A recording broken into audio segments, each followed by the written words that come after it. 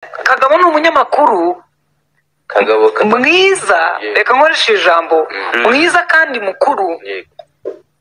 Ibigo by'itangazamakuru cyaba icya leta n'ikigenga kumugira nka main nk'uwibanze byatuma ikigo gikura, nawe akazaba umunyamakuru uri macuwa ku buryo bamubwira bati habaye iki, agatekereza icyo gukora atabanje kwegeranya ibitabo n'amamashini.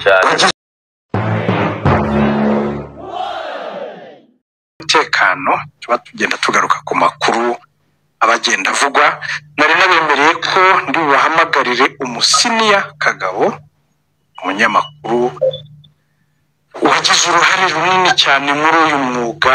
Twabanye nawe kuri radiyo na televiziyo by'u Rwanda igihe kinini. Abenshi batunguye bumva ngo yasezeye kuko yari ari mu bari mu kizuru, cyaba ari icy'akazi cyaba ari icy'amakuru. Turi kumwe ku murongo wa telefone. Kagabo uraho cyane? Muraho neza. Turakwakiriye ku Muryango TV. Murakoze. Inkuru ivuga ko wasezeye kuri radiyo mere. Kagabo wagiye koko? Gusezera byo nibyo, ariko kugenda nibyo twaganiraho kuko uburyo bwo kubana n'abantu ushobora kuba burenze bumwe cyangwa ushobora kuba butandukanye n'ibisanzwe. Kuko uriya ni umuryango RBA irenze kuba ari umukoresha mu muryango wanjye. Hafi kimwe cya kabiri cy'imyaka amaze ku isi niho nayimaze. Nta hantu n'igihe byose, nta hantu nabonye uburyo nanjye bwo kumenya ibibera mu gihugu no kugira icyo nakora wenda binyuze muri iryo tangazamakuru. Rero navuga yuko icyo navuga cya mbere ni ugushimira uburyo nabonye n'ikigo cyandeze kikanguza kugeza uno munsi. ubwo numva nanjye naganira ku ngingo ziri mu buzima rusange bw'igihugu kubera hirya no hino. Rero nkabona mu rugo kurusha uko nahabona ahandi. Tubwire wa mugani wawe, uvuze igihe wamaze, winjiyemo ryari, wanyuze mu yahe mari? Winjiyemo muri 2003. Nahageze rwose nkiri mutoya, ntararangiza na kaminuza, ngira ngo nayo ngitangira. Rero navuga ko nta handi hantu nakoze, ariko nagiye nkora mu byiciro bitandukanye. Iyo natangiye akazi ari bwo gahunda yo kwegereza abaturage ubuyobozi n'ubushobozi irimo ishyirwamo imbaraga, ari nabwo hari hamaze gushinga radiyo hirya no hino mu gihugu, radiyo z'abaturage.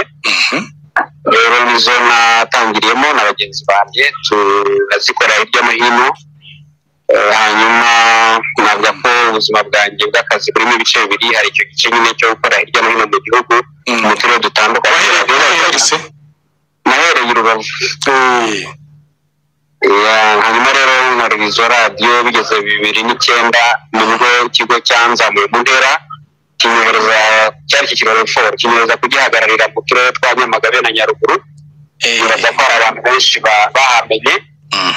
Bigeze muri 2013 nabwo nazamutse mu ntera, mbona titire itarigeze ibonwa n'undi muntu wese mu twakoranaga. Icyo gihe nibwo nari numvise nanjye witwa senior reporter. Ubwo mvayo mvuye nyine aho mu majyepfo nza gukorera ku cyicaro gikuru, nkorera nyine radiyo Rwanda na televiziyo Rwanda mu bijyanye no gutara amakuru. Ari nabwo nagize rero amahirwe, urumva nakoreraga mu nzego navuga zegera abaturage z'ibanze, ariko naho ntangira gukora ku bintu bigari by'igihugu. Ndibuka nkora amakuru mu nteko ishinga amategeko, mu nkuru zijyanye n'ubuyobozi bukuru bw'igihugu na gahunda nini z'igihugu. Navuga ko rero iyo myaka ya mbere 10 nayikorera hirya no hino mu turere, indi 12 nayo nari nyamaze nkorera kuri izo nzego zo hejuru. Byo birimo n'ibice bibiri, kuko uretse gukora ayo makuru harimo n'inkuru zihariye umuntu yagiye ajyamo. Bagiye ngo tujya nko muri Central Africa, ingabo z'u Rwanda zagiye mu butumwa bugarura amahoro. Bagiye ngo tujya nko muri Cabo Delgado muri Mozambique. N'ibi biherutse bye warahambonye mu bambiro. Rero navuga yuko ibyo rero navuga ko ari igice kinini, ariko hari n'ikiganiro ubuyobozi bwansabye gukora cyitwa Imboni, utangiye kugikora mu kwezi tariki 5 z'ukwezi kwa 9 2017. Navuga ko nagisoje cyanyuma nagikoze ejo tariki 4 z'ukwezi kwa 11, ubwo cyari kimaze imyaka 8 kidasiba nacyo nagikoraga.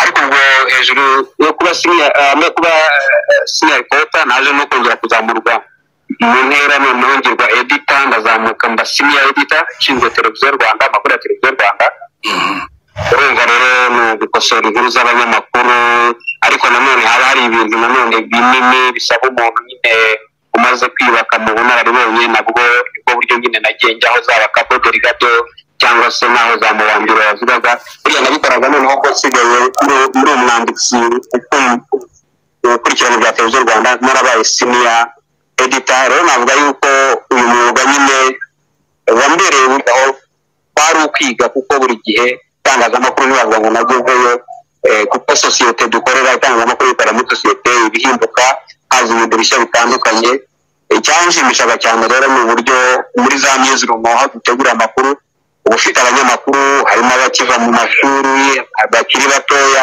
uburyo musangira ubwo bunararibonye uburyo muganira uburyo ugenda ubunganira kugira ngo nabo bagende bazamuka mbese wishyura ibyo wakorewe n'abandi kuko natwe tuba twararezwe n'abandi kugeza ubwo tugenda tugera kuri izo ntera zose tuvuga twagiye tugera kaga muri urwo rugendo rwose